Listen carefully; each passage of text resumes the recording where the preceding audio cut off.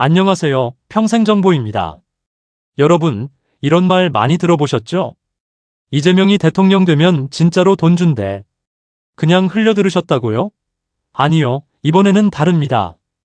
25만 원을 현금처럼 쓸 수 있다는데 이게 진짜인지 아니면 그냥 선거용 말뿐인지 헷갈리셨던 분들 많으시죠?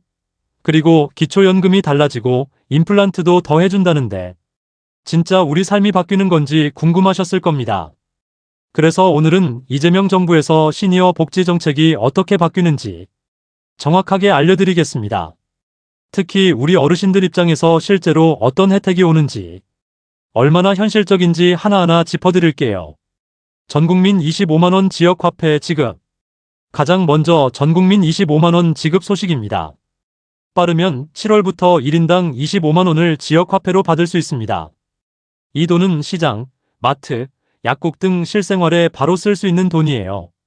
고소득층은 제외될 수 있고 사용 기한도 정해져 있다는 점은 꼭 기억해 두세요.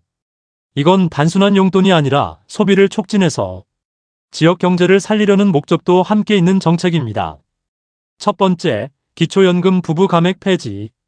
지금까지는 부부가 함께 기초연금을 받으면 각자 연금액이 20%씩 깎였습니다.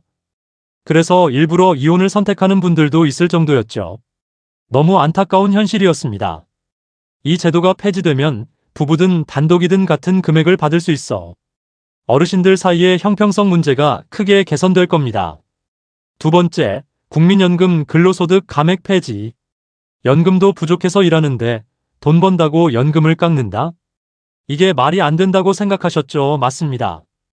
그래서 이재명 정부는 이 제도를 없애기로 했습니다.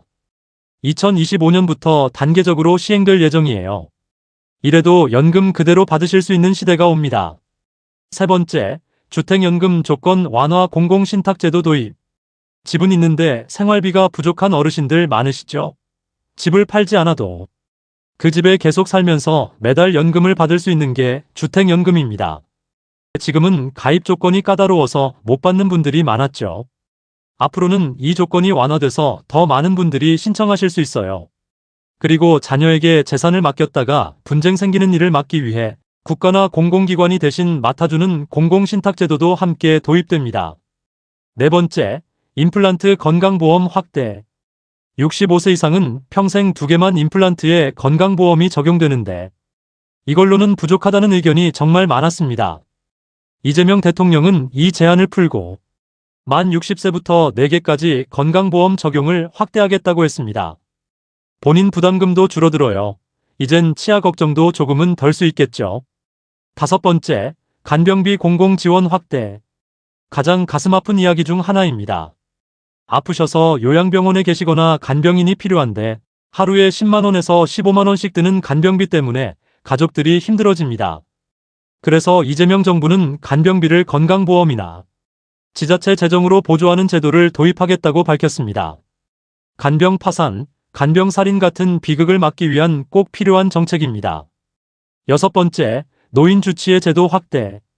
평소에 건강을 꾸준히 관리해주는 주치의가 있다면 얼마나 든든할까요? 이젠 병원을 옮겨 다니며 같은 얘기 반복하지 않아도 됩니다. 국가가 지정하거나 어르신이 선택한 주치의가 복용약과 병력까지 꼼꼼히 살펴 건강을 지속적으로 챙겨드립니다.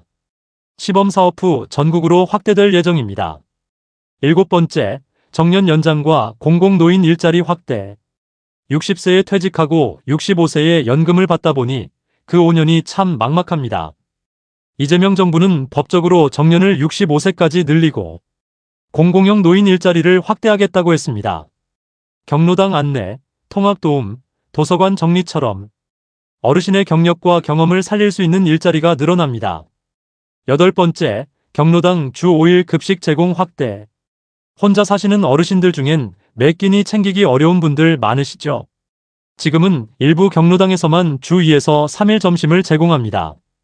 앞으로는 전국 경로당에서 주 5일 점심 제공을 추진합니다.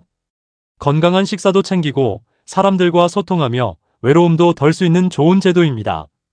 아홉 번째, 생계급여 부양 의무자 기준 폐지. 아들이랑 연락도 안 하는데 자식 소득 때문에 수급을 못 받는다? 이건 정말 억울하죠. 앞으로는 본인의 소득과 재산만 보고 판단해서 생계급여를 받을 수 있도록 바뀝니다. 자식과의 관계 때문에 지원을 못 받는 일이 줄어들게 되는 겁니다. 10번째, 돌봄 국가 책임제 추진. 요즘 어르신들 사이에서 많이 하는 말이 있죠. 아프면 끝이다. 이재명 정부는 돌봄 서비스를 국가 책임으로 운영하겠다고 했습니다. 지역 중심의 통합 돌봄 체계를 만들어서 돌봄 공백도 줄이고 보호자 부담도 낮추겠다는 겁니다. 간병이 개인과 가족의 몫이 아닌 사회가 함께 짊어져야 한다는 생각에서 출발한 정책입니다. 이렇게 이재명 대통령의 복지 공약 10가지를 정리해봤습니다. 정말 많은 변화가 예고되고 있지만 중요한 건 실제로 시행되느냐겠죠. 그래서 이제는 정치에 관심 없어요 하시면 안 됩니다. 누가 우리 삶을 바꾸는지, 어떤 정책이 실현되는지 잘 지켜봐야 할 때입니다. 오늘 영상 어떠셨나요? 가장 반가운 정책이 있다면 댓글로 꼭 남겨주시고 주변 분들에게도 공유해주세요. 구독과 좋아요는 평생정보가 여러분의 권익을 지키는데 큰 힘이 됩니다. 항상 건강하시고 다음 영상에서 또 인사드릴게요. 감사합니다.